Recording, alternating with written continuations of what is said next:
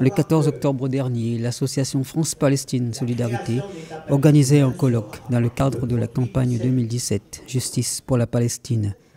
L'année 2017 coïncide avec le centenaire de la déclaration Balfour. Balfour était le ministre des Affaires étrangères britannique qui, le 2 novembre 1917, a promis la Palestine au mouvement sioniste pour la création d'un foyer national juif sur la terre de Palestine au détriment du peuple palestinien qui habite et à qui la Palestine appartient. C'est les 70 ans de la partition de la Palestine décidée par l'ONU de l'époque et de 1947. Et c'est les 50 années d'occupation de la Cisjordanie de Gaza après la guerre de 1967.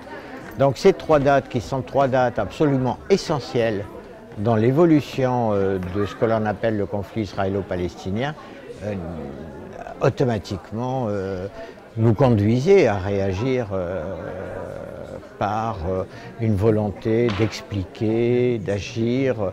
Tout au long de la journée, plusieurs débats étaient proposés, plusieurs réflexions sur l'occupation et la colonisation, la solidarité internationale, mais aussi l'interrogation sur le rôle des institutions.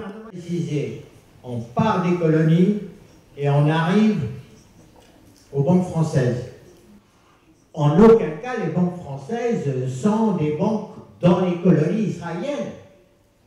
On a simplement tiré une file à partir de là. Et on est arrivé aux banques françaises. Les banques, comme la Compagnie Orange, comme toute une série d'autres choses, font partie d'un ensemble où l'objectif est de remettre en cause et de faire cesser tout ce qui profite à l'occupation et la colonisation. Il faut que la communauté internationale qui s'est mobilisée pour la création d'Israël, il faut qu'elle se mobilise aussi de la même manière pour la création d'un État palestinien. Reconnaître l'État palestinien. Plus que reconnaître, c'est exiger d'Israël, c'est faire en sorte qu'Israël se retire des territoires occupés en juin 1967 pour la création d'un État palestinien. Après tout, la communauté internationale a mené des sanctions contre des États qui ont violé le droit international dans différents conflits du monde. Si nous voulons faire bouger la situation, il n'y a qu'une chose qui va compter, c'est notre capacité à mobiliser largement les peuples, les jeunesses, particulièrement dans l'Union européenne, en lien avec le peuple et la jeunesse palestinienne, mais en lien avec les forces progressistes, les forces démocratiques, les forces de paix en Israël.